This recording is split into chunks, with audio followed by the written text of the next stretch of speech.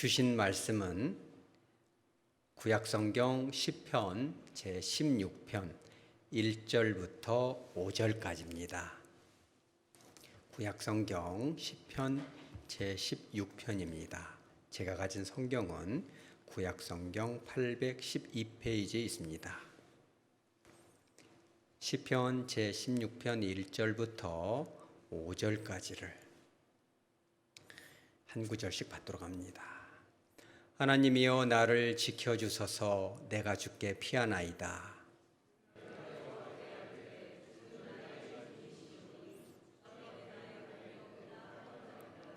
땅에 있는 성도들은 존귀한 자들이니 나의 모든 즐거움이 그들에게 있도다.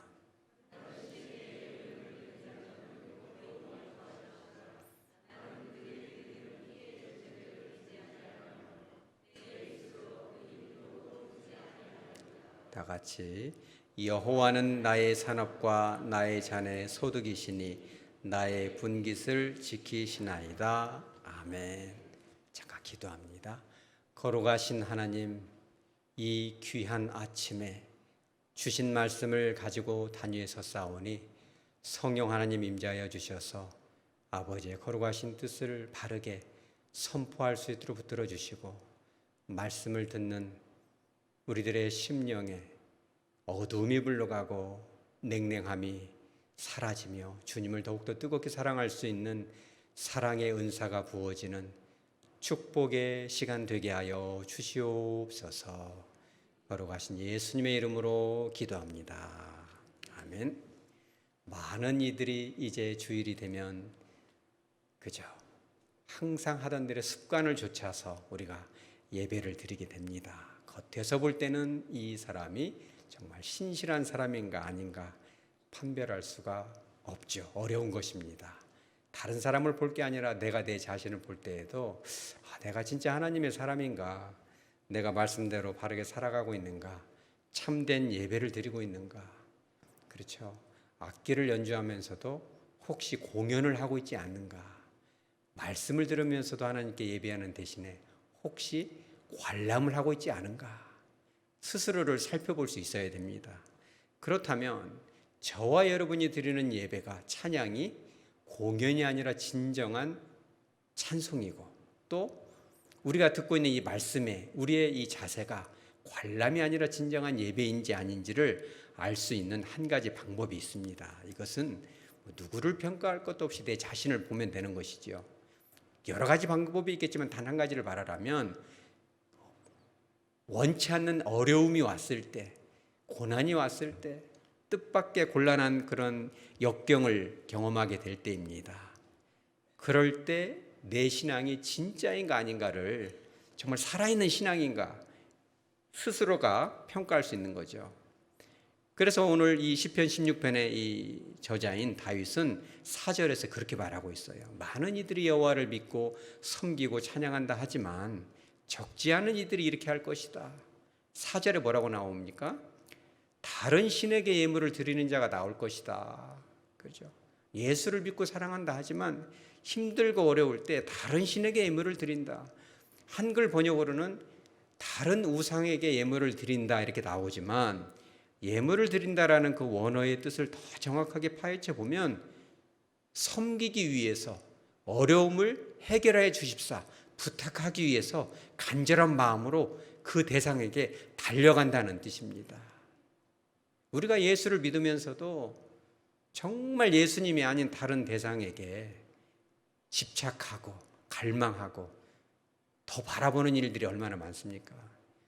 믿는 분들 중에서도 그런 얘기는 제가 직접 들은 적도 있어요. 어느 권사님인데 아들, 딸 결혼시킬 때 다른 건 몰라도 궁합은 꼭 봐야 되는 거야, 이렇게 얘기하는 그런 얘기를 제가 직접 제 귀로, 제 고막으로 들은 바가 있고, 또 어떤 청년 회장은 그런 얘기도 하더라고요. 어머니가 가셔가지고 이렇게 진짜 신실한 자매와 형제가 결혼을 앞두고 있는데 두 사람이 결혼하면 살이 꼈기 때문에 둘 중에 하나가 죽게 된다.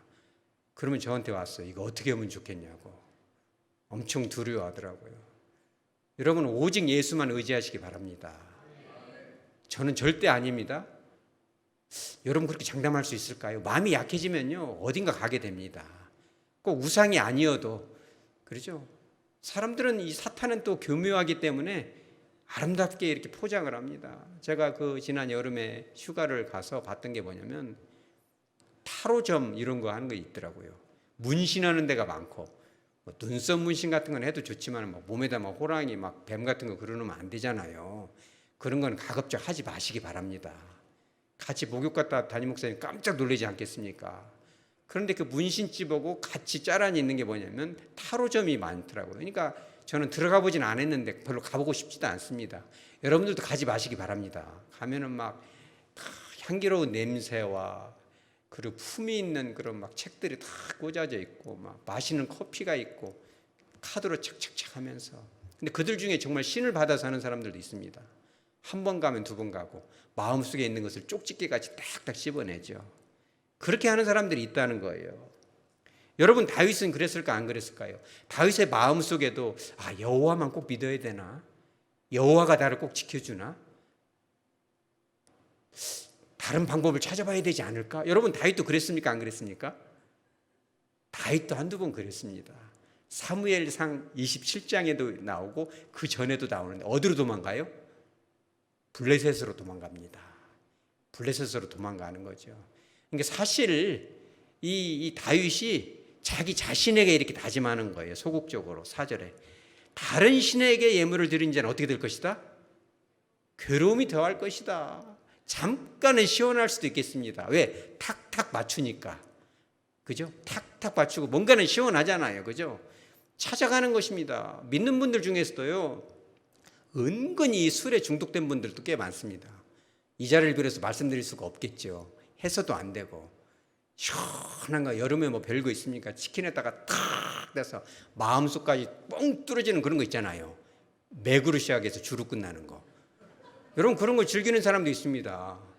진짜 아도나이 나의 주님도 섬기지만 술주자 주님, 뭐 아무개 장로님도 그런 분 제가 본 적이 있는데 한잔 할게요 이렇게 얘기를 하더라고요. 깜짝 놀랐습니다. 아니, 어려움이 있으면 주님께로 나와야지. 그 시원한 걸 먹으면은 즉각적으로 효과가 나타납니까 안 나타납니까? 여러분들은 워낙 거룩하시니까 술을 안 마셔서 모르지만 속상하고 열받을 때 한 잔 딱까지 여름 같은 때 이렇게 한 잔 마시고 나면 마음이 훈훈해지고 걱정이 물러가고 용기가 생기잖아요. 그러니까 이렇게 하게 되면 어떻게 되는 거예요? 결국은 다른 신에게 예물을 드린 자는 어떻게 된다? 괴로움이 더할 것이다. 처음에는 꼬스름하고 뭔가 좀 해결이 된 것 같지만 점점점 이게 뭐가 돼요? 어딕션, 중독이 됩니다. 의존이 되고 양이 점점 많아져야 되고 내성이 생기고 안 하려고 하면 막 금단 증상이 일어나고 손을 떨게 되고 불안에 떨게 되고 막 자다가 막 벌떡벌떡 깨고 그런 거예요. 그래서 다윗이 그걸 알기 때문에 자기도 블레셋에 2번 가봤잖아요. 처음에는 도망갈 때는 시원했겠죠. 내가 여기서 이제 안 되겠다, 블레셋 가버려야겠다 갔는데 가니까 어떤 행동이 나와요? 막 침을 질질 흘리고 막 금단 증상이 일어나잖아요. 막 벽에다가 막 낙서를 막 끄집거려야 이게 사람이 살 수가, 이런 짓을 하게 돼. 이게 다윗이 그걸 다 알았죠. 괴로움이 더할 것이다. 우상하게 나간 자는 괴로움이 더할 것이다.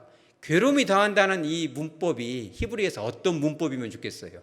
다윗이 어떻게 썼을 것 같아요? 이 문법을 미완료 시제를 썼습니다. 할렐루야. 우상에게 빠지는 자는 그 괴로움이 절대로 끝날 수 없다는 거예요. 끝까지 이 우상에 사로잡혀서 절대로 빠져나올 수가 없다는 것입니다. 여러분, 힘들고 어려울 때 주님께로 나오시기 바랍니다. 다윗이 스스로가 반성하면서 그렇게 얘기하죠. 괴로움을 더할 것이다. 나는 그들이 드리는 피의 전제를 드리지 아니할 뿐만 아니라 그 무엇도 부르지 않겠다. 이름도 부르지 않겠다. 여러분, 꿈에라도 그런 우상 숭배하지 마시기 바랍니다.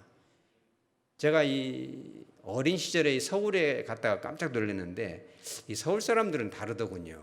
시골 사람이라 서울 사람들은 얼굴도 뽀연하고 멋있고 막 향기도 나고 다 지하철에서 못 보고 있어요.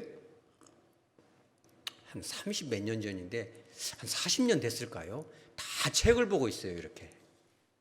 지방하고 서울하고 다르구나.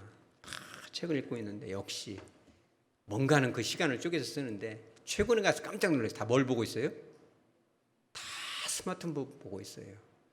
스마트폰 보면 나쁜 사람이다. 그건 아닙니다. 제가 알기로 대부분 다 어학 공부를 하거나 좋은 스피치를 읽거나 이런 책도 요즘은 인터넷으로 딱 전자문서가 있기 때문에 대부분 99%는 그걸로 볼 거로 저는 믿고 있어요. 그리고 힘들고 어려울 때는 게임도 해야겠죠. 좋은 것입니다. 그런데 그 중에 혹시 중독자는 없을까요? 모두가 다 이거를 보고 다 빠져 있는데 그 모습이 결코 아름답진 않구나. 이게 또 다른 중독은 아닐까? 어찌 보면 이것이 아침부터 이것이 없으면 불안해가지고 옆에다 놓고 혹시나 이거와 나와의 관계가 깨질까 봐 보조 배터리를 갖고 다녀야 되고, 하나님과의 그 은혜는 떨어져도 불안하지가 않은데 보조 배터리가 없어지고 배터리가 15%로 떨어지면 불안하잖아요. 우리 인생에 하나님이 뭐가 됐어요? 스마트폰이 된 겁니다. 그런지도 모르겠습니다. 그래서 이 다윗이 그런 것은 이름이라도 부르지 않겠다. 그런 중독, 우상에게 절하는 거 뿐만 아니라 그리로는 절대로 이제는 다시는 블레셋으로 한 번, 두 번이면 그만이지 다시는 가지 않겠다고 하는 거죠. 여러분 사무엘상 26장 19절에 한번 보세요. 사람들이 다윗을 조롱했어요. 뭐라고 했어요? 이것을 의역하면 그런 뜻이에요. 이 사울왕과 그 추격대들을, 병사들의 추격을 도망을 가면서 그들이 뭐라고 했냐면 하나님이 너를 버렸어. 너는 다른 신을 찾아봐. 이 소리 듣고 어디로 갑니까? 블레셋으로 간 거예요. 그러니까 참 이 다윗도 마음속에 내가 다시는 그리 안 가야겠다. 오직 예수만을 믿어야지. 이렇게 생각을 한 거죠. 그러면서 적극적으로 1절에서 이렇게 행동을 합니다.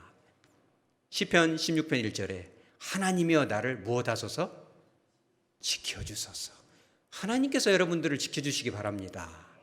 여기서 지켜준다는 단어가 샤마르라는 단어인데 이게 어떤 단어이냐면 가시로 울타리를 치다 이런 뜻이에요. 그러니까 이 시골에서 아무리 이렇게 농사를 잘 져도 멧돼지 같은 것들이 와가지고 다 고구마를 파먹어버리고 그러죠. 고라니 같은 것이 와서 깻잎 같은 거. 여러분 생각해 보세요. 아들 며느리 온다고 해가지고 막 삼겹살도 사놓고 깻잎 따다가 애들 좀 싸줘야지 그러는데 자고 나니까 막 고라니들이 다 와가지고 막 깻잎을 다 뜯어먹어버리면 어떻게 되겠어요? 날이면 날마다 배추고 뭐고 다 해먹죠. 그러니까 이 샤마르라는 단어는 뭐냐면 울타리를 치긴 치는데 뭘로 쳐요? 가시 울타리로 친다. 다시는 못 들어오도록 원천 봉쇄로 보호한다는 뜻이 이 단어. 여러분 우리 지금 아파트는 이렇게 말하자면 경비들이 다 있고 그잖아요. 어르신들이 다 지켜주잖아요. CCTV가 다 있고. 예전에는 그것이 없으니까 도둑놈들이 많았잖아요. 도둑질만 하면 좋지만 사람을 해치면 이것이 강도가 되잖아요. 절도와 강도 차이가 있죠. 저도 이렇게 자다가 도둑놈을 본 적이 있거든요.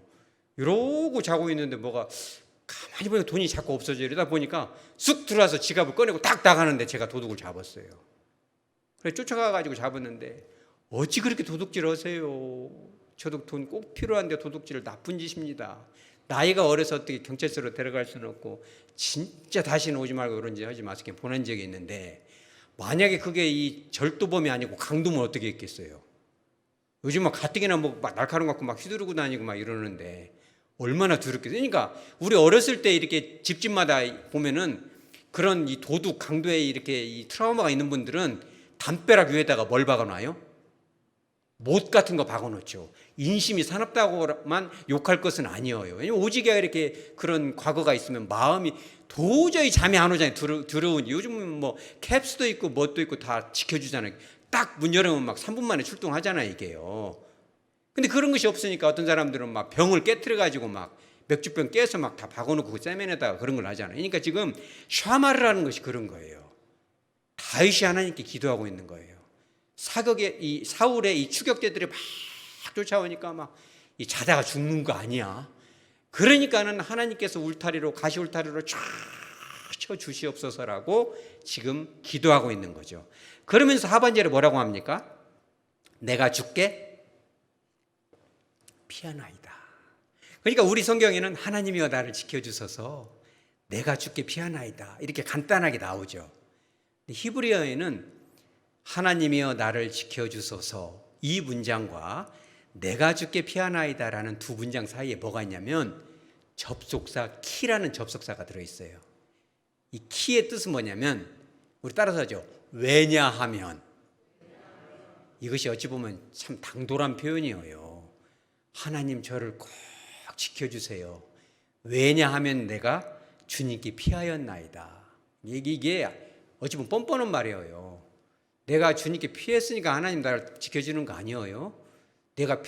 하나님이 자비로우시니까 이게 아니라 내가 피했으니까 지켜줘야 되는 거 아니냐, 지금 이렇게 하는 거예요. 이게 지금 너무너무 당당하게 맡겨놓은 거 찾아가는 거죠, 이게. 그러니까 여러분, 이 다윗이 뻔뻔합니까, 안 뻔뻔합니까? 이게 말하자면 빚쟁이 같은 마음이에요.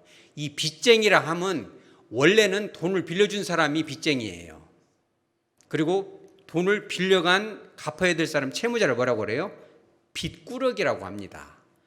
근데 세월이 지나면서 이 빚쟁이라는 뜻이 채권자라는 뜻에서 채무자의 뜻으로 많이 변질이 됐어요, 요즘. 요즘 빚쟁이라고 하면 갚아야 될, 돈 빌려가고 안 갚는 뻔뻔한 사람한테 빚쟁이라고 해요. 그래서 이 표현이 내가 주님께 피하였기 때문에 주님 나를 지켜해 주셔야 됩니다라고 확신하고 명령하고 애원하고 기도하고 있는 거예요. 다윗이 이렇게 당돌하게 당당하게 요청할 수 있는 근거가 있습니까? 있죠. 있어요. 사무엘하 7장 8절에서 17절까지, 대표적으로는 7장 11절에 이렇게 나와요. 하나님께서 다윗에게 약속을 해요. 내가 너를 왕으로 세웠는데 반드시 너를 지켜주고 너와 함께 하실 것이다 라고 하나님이 뭘 해요? 약속을 해요. 그죠? 약속을 합니다. 그러니까 스스로 거룩한 빚쟁이, 거룩한 채무자가 되신 거예요, 하나님께서. 왜? 지켜주겠다고 약속을 했으니까. 그래서 7장 11절에서 뭐라고 나옵니까? 너를 모든 원수에게서 벗어나 뭐하게 하리라? 편히 쉬게 하리라. 이거를 놓고 지금 다윗이 기도하고 있는 거예요. 그래서 그걸 더 어떻게 우리가 알 수 있냐면, 내가 주께 피하나이다에서 이 피하나이다라는 단어가 이 히브리어로 핫사라는 단어인데 두 가지 뜻이 있어요. 위험으로부터 빠져나와서 보호해 달라라고 부탁하며 도피하다라는 첫 번째 뜻이 있고, 두 번째 뜻은 뭐냐면 상대방을 뭐하다? trust, 신뢰하다. 두 가지 뜻이 다 있어요. 그러니까 왜냐하면 내가 주님께 피합니다. 주님께서 나를 지켜준다고 약속하지 않았습니까? 나는 정말 주님께서 나를 지켜주실 것을 믿고 신뢰하는 마음으로 왔으니까 나를 모아서서 지켜주소서라고 말하고 있는 거예요. 참 진짜 믿음입니다. 그러면서 2절에 이렇게 나오죠. 신앙의 고백을 합니다. 내가 여호와께 아뢰되 주는 무엇이다? 나의 주님이다. 주님은 바로 나의 주님이다. 나의 주님, 우리 뭐라고 합니까? 히브리어로 아도나이. 우리가 워낙 많이 했죠. 아도나이. 이 아돈이라는 뜻이 주님이라는 뜻이잖아요. 아도나이, 바로 나의 주님입니다. 그런데 여기서 이 다윗이 이 주는 나의 주님이다라는 표현을 어떠한 의도로 썼냐면은, 지금 사울의 이 병사들 2,000명이 넘는 병사들과 함께 지금 추격을 하잖아요. 걸리면 죽는 거예요, 즉각. 목숨이 누구한테 달려 있어요? 사울의 병사들에게 달려 있는 거예요, 직접적으로 보면. 왜? 걸리면 죽으니까. 그잖아요. 그러니까 그런 상황 속에서도, 위태위태한 상황 속에서 주는 나의 주님이시다라는 표현이 어떤 뜻이냐면, 여기서 말하는 아도는 뭐냐면 상대방의 모든 상황을 컨트롤, 통제할 수 있는 능력과 권세와 권한이 있다라는 표현이 바로 아돈이라는 뜻이에요. 그러니까 이걸 뭐라고 하냐면 생사화복이다. 죽고 사는 것이 누구에게 달려있다? 하나님께 달려있다는 거예요. 우리가 그런 걸 또 사자성어로 뭐라고 합니까? 5가지 단어로 돼 있죠. 한자로 생사여탈권이다. 혹은 생살여탈권이라고 돼요. 어떤 것이 맞아요? 둘 다 맞습니다. 그러나 근본적으로는 생살여탈권이 더 맞아요. 왜 그러냐면 그냥 사자로 들어가면은 그냥 죽었다 이런 뜻인데, 그냥 죽는다는 뜻이지만 살이라는 단어를 쓰면 죽이다, 죽게끔 하다, 섭리하다 이런 뜻이 되거든요. 그러니까 생살여탈권은 뭐냐면 죽고 사는 것을 하나님께서 다 마음대로 할 수 있다는 뜻이 되는 거예요. 그러니까 이 다윗이 이렇게 표현한 건 뭐냐면, 알고 보면 죽고 사는 것은 사울과 그 추격들의 그 실력에 달려있는 것 같지만 죽고 사는 건 누구에게 달려있다? 하나님 손에 있다는 거예요. 여러분 그렇게 믿으시기 바랍니다. 우리가 어려운 문제를 만나게 될 때 환경의 이 어려움, 난이도의 이 모든 것이 있다고 우리가 생각할 수 있겠죠. 질병도 마찬가지예요. 난치병, 수술이 아니고서는 못 낫는 병, 배를 갈라야 낫는 병, 그런 것도 누구의 손안에 있어요? 하나님 손안에 있다라는 표현이 아도나이라는 뜻이에요. 여기서는 특별히 문맥을 따질 때 그런다는 거예요. 그러면서 뭐라고 합니까? 주밖에는 나의 복이 없나이다. 이렇게 힘들고 어려울 때 다윗이 보는 복은 잘 도망을 가서 사울이 그냥 죽고 자기가 왕이 되는 것이 복이다 이렇게 표현하는 게 아니고 뭐가 복이다? 주님이 복이라는 거예요. 여러분 그렇게 믿으시기 바랍니다. 우리가 이 복을 싫어하는 사람들은 없죠. 자녀들도 다 잘 되고 또 사업도 잘 풀리고 교회도 부흥되고 성도들이 날마다 오고 기존의 성도들이 막 치유가 되고 이런 것들도 복이겠죠. 그러나 오늘 다윗이 말하고 있는 고백은 뭐냐면 예수님 그 자체가 복이라는 거예요. 여러분 주님을 만나시기 바랍니다. 우리가 이 설교 아까 그 초두에 제가 관람자입니까? 예배자입니까? 공연을 하고 있습니까? 정말 찬양을 하고 있습니까? 물었잖아요. 우리가 진짜 예배를 통해서 주님을 만난다면 주님께서 정말 삶의 현장 가운데 저와 함께 하신다면 그 자체가 복이라는 거예요. 다윗은 그것을 수도 없이 경험한 거죠. 제가 이 휴가를 가서 책을 참 희한해요. 이 휴가를 갔는데 마침 거기 알라딘이라고 그 책방이 하나가 있더라고요. 거기로 가고 싶어요. 가가지고 나도 모르게 그걸 여보 저기 가서 책 좀 사야 되겠네. 가가지고 한 9권 정도를 집었는데 이게 눈에 쏙 들어와요. 그래서 제가 이것을 읽고 이제 이 속에 들어있는 내용을 잠깐 나누고자 하는데 이런 내용이에요. 이 서울에 가면은 신림동이라는 데가 있어요. 관악구에 서울대 근처입니다. 그게 뭐예요? 고시촌이에요.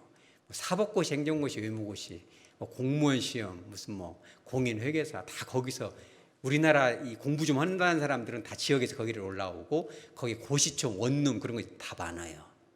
근데 거기에 이제 이 신림 구동에 아름다운 교회라는 데가 있고 담임 목사님 인치승이라는 이 담임 목사님인데 이 신림동의 교회, 신림 구동을 주변으로 4개 동에 교회가 60몇 개가 있어요. 2013년 기준입니다. 그런데 거기에는 젊은이들이 거의 없어요. 젊은이들은 주로 누구예요? 고시생들이죠. 고시생들 교회 갑니까? 안 갑니다. 갈 수가 없죠. 왜냐하면 시험을 봐야 되니까. 이 고시 하려면 얼마나 정말 공부를 많이 해야 되겠어요. 그러니까 대부분 그 60몇 개 담임 목사님들이 주로 어떻게 생각하냐. 인치승 목사님도 그렇게 생각을 했대요.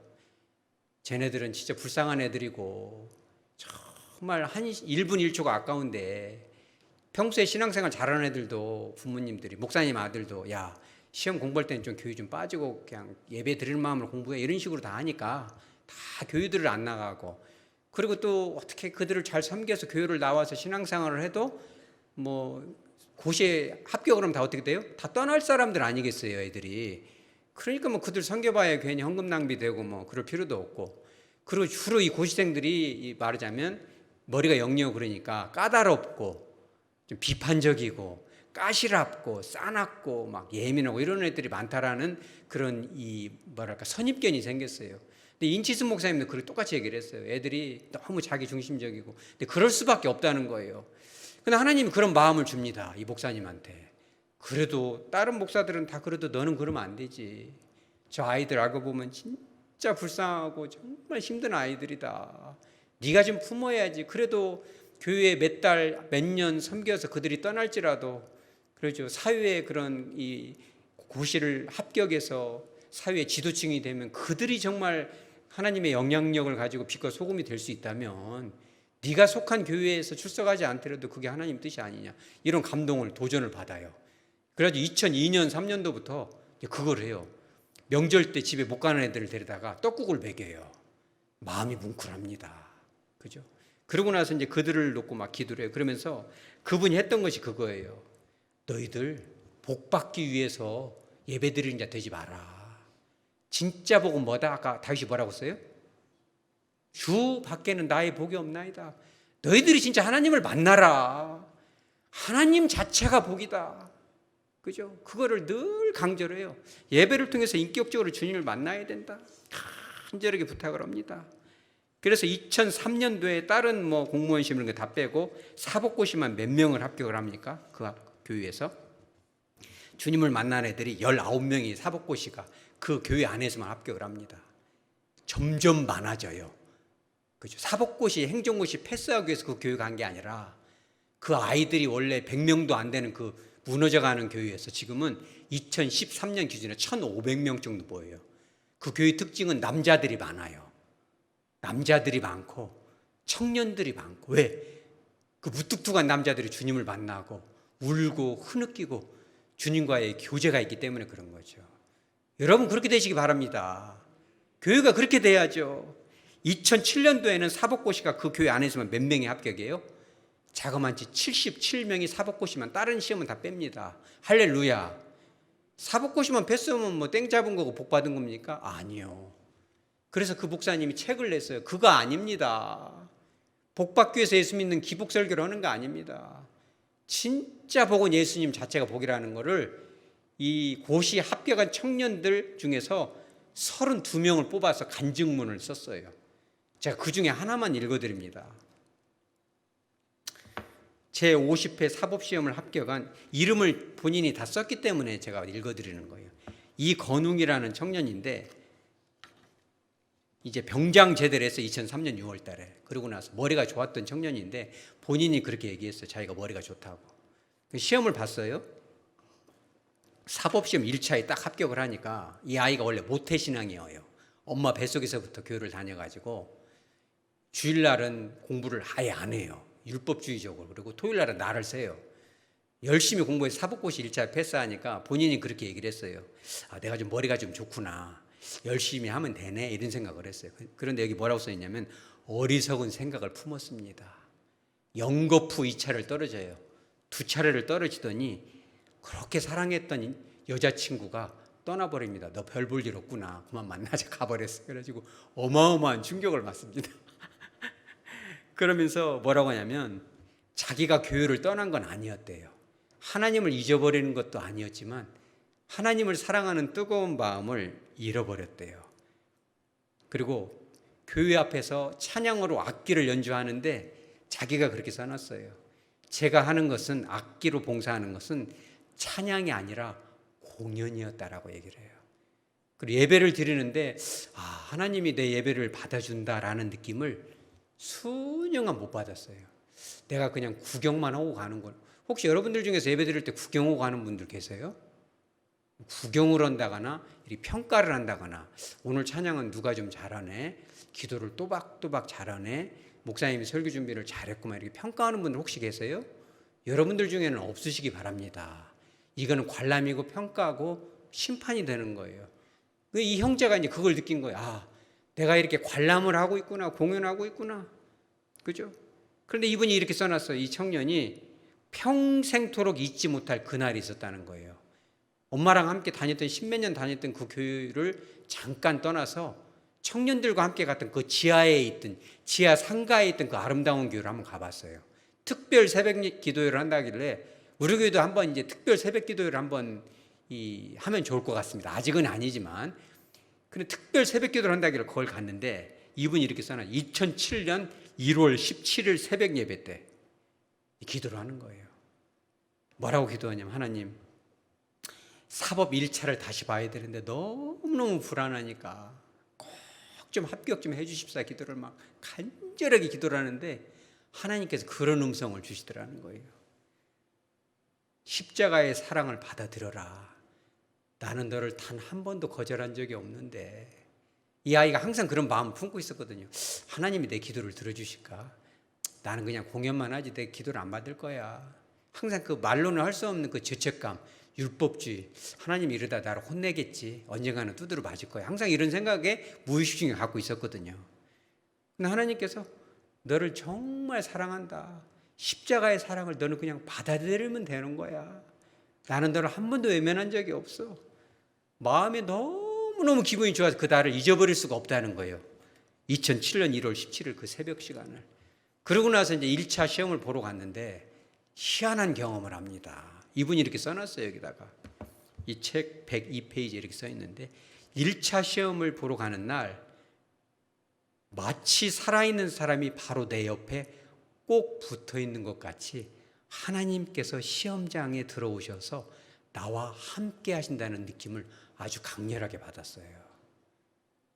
마음속에 그렇게 기도했는지도 모르겠습니다. 여러분들도 그런 경험들 해보셨죠?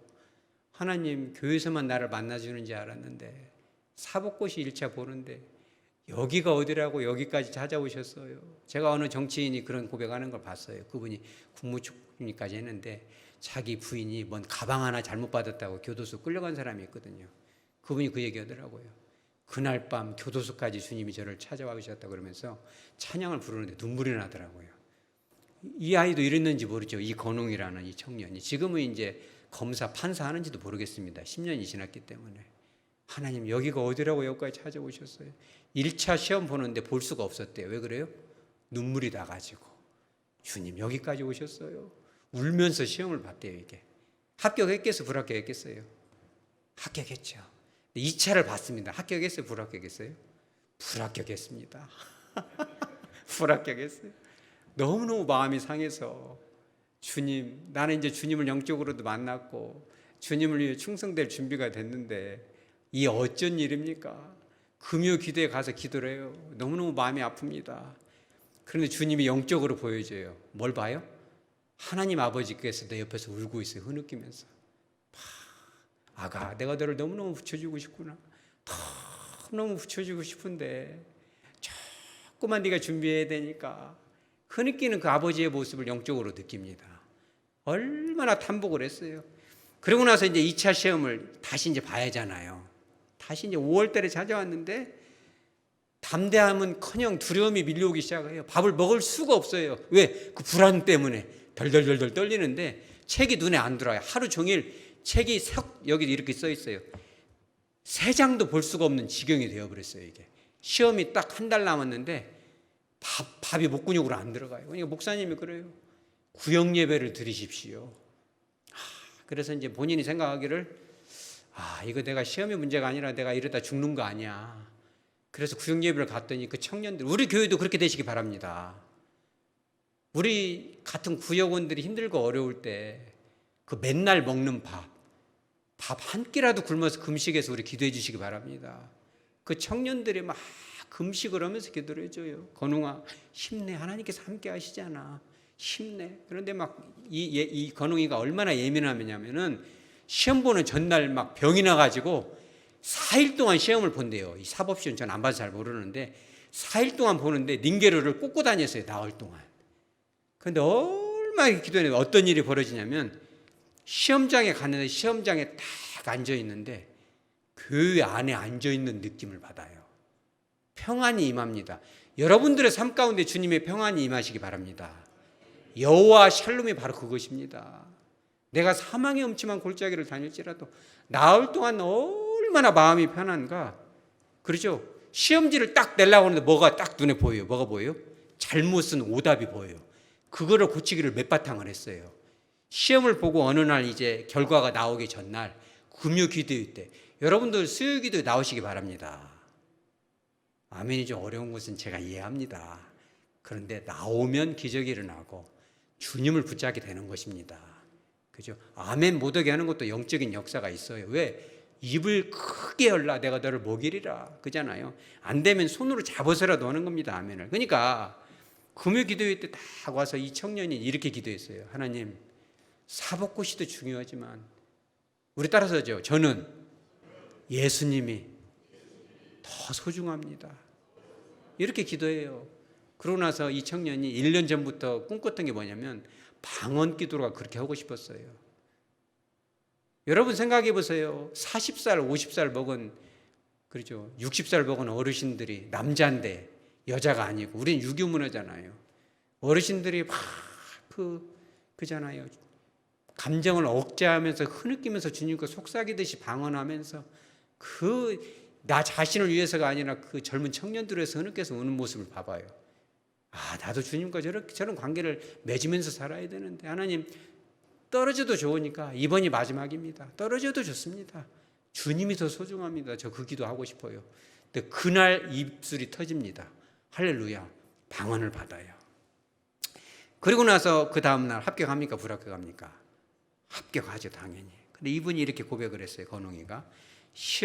사법시험에 이 합격한 것도 감사하지만 새로운 인생을 살게 해주신 주님께 정말 감사합니다. 내게 너무 너무너무 소중한 사법시험이었지만 예수님보다는 더 소중할 수는 없다고 주님께 고백했을 때 비로소 주님이 저를 붙여주지 않으셨냐고. 이 선물 제가 꼭 붙잡고 정말 수많은 사람들을 위해서, 나라와 민족을 위해서, 교회를 위해서 아낌없이 정말 쓰겠습니다. 그리고 정말 당신의 크신 사랑으로 저를 하나님의 사랑으로 받아주시옵소서, 저를 사용하여 주시옵소서라고 이렇게 써놨어요. 105페이지에. 할렐루야. 여러분 그렇게 하시기 바랍니다. 말씀을 정리합니다.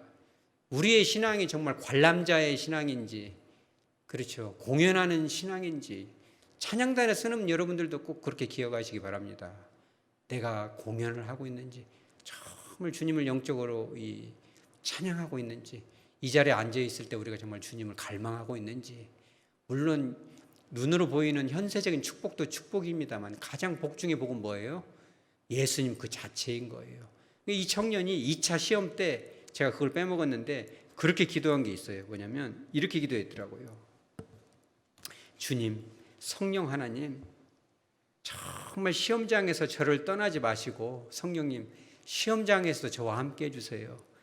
그거 하나면 충분합니다. 저 이제 사법시험 오늘까지만 보고 그만 보겠습니다. 그거 하나면 충분합니다. 성령 하나님께서 함께 하여 주시옵소서. 여러분 그렇게 기도하시기 바랍니다. 얼마나 아름답습니까? 우리도 마찬가지입니다. 힘들고 어려울 때, 그죠? 주님을 붙잡아야죠. 어떤 부모는 그렇게 간증을 해놨더라고요. 이 책에 보니까 청년이 이제 고등고시를 시험을 준비하는데 엄마는 절에서 기도하고 아들은 이 아름다운 교회에서 기도를 해요. 그러니까 이제 아버지가 막 너무 유교적이어가지고 엄마도 이제 어떻게 못하는 상황이었어요. 그러니까 아들이 한마디 합니다. 원래 아빠는 딸 말을 딸 바보, 엄마는 아들 바보, 뭐 그런 거 있잖아요. 그러니까 아들이 지나가면서 툭 그래요. 엄마, 나를 위해서 부처님께 기도하는 것도 좋지만 대상이 좀 통일이 되면 좋겠습니다. 이렇게 얘기하니까 이제 엄마가 이제 시험을 이제 앞두고 신림동까지 왔어요. 엄마랑 아빠랑. 그러니까 이제 엄마가 이제 아빠 눈치 슬슬 보면서 마룻바닥에서 하나님 막 기도를 해요. 막 잘 좀 봐주십시오 하면서 막 예수님의 이름으로 이런 것도 모르고 막 기도를 하는데 이제 어느 날은 그 아름다운 교회를 가서 기도하게 됐어요. 며칠 안 나오면 다급하니까. 그러니까 이제 어떻게 기도할 줄을 모르고 가만히 보니까는 자기는 샌동샌동 말똥말똥한데 다른 여자들, 다른 남자들이 막 자기 아들 이름 불러가면서 흐느끼고 있어요. 마음이 어때요? 창피하잖아요. 너무 자식을 데려다가 이렇게 눈물로 기도하니까 엄마가 얼마나 부끄럽겠어요. 내 자식이고 내 새끼인데. 그러니까는 어떤 분이 와가지고 기도를 못 오고 있으니까 툭 치면서 성령 하나님께 지혜를 구하십시오. 이러니까는 엄마가 그 성령 하나님 하는데 입이 툭 터져가지고 중국말, 소련말 막 이런 말이 막 나오기 시작해. 뭐예요? 방언이 터져버린 거예요. 그래가지고 아들한테 야, 이 상황 내가 미쳤는가 봐. 기도를 하는데 입이 막 돌아가. 큰일 났다 이거 어찌냐. 이 풍운 거 아니요? 방언을 받았습니다. 그래가지고 얼마나 기도를 하는지 이 간증을 얘기하면 또 시간이 많이 낭비가 되기 때문에 여기까지 합니다. 이 책 안에 다 들어있어요. 이 뭐냐? 우리 따라서요. 예수님을 만나자. 여러분 그거 하나면 충분합니다. 힘들고 어려워도 괜찮아요. 사망의 음침한 골짜기로 갈 수도 있겠습니다. 그러나 성령님 저와 함께만 해주세요. 결과는 주님께 맡기겠습니다. 사나 죽으나 생사의 탁관이 주님께 있으니 이 모든 것을 주님께 맡기겠습니다. 주님을 신뢰합니다. 내가 주님께 피했으니까 주님은 저를 지켜주셔야죠. 여러분 그렇게 하시기 바랍니다. 그러면 생각지도 못한 간증들이 쏟아질 것입니다. 우리 교회 안에 여러분들의 삶 가운데 그와 같은 살아있는 믿음, 간증과 체험이 날마다 역동할 수 있기를 주 예수 그리스도 이름으로 축복합니다. 아멘.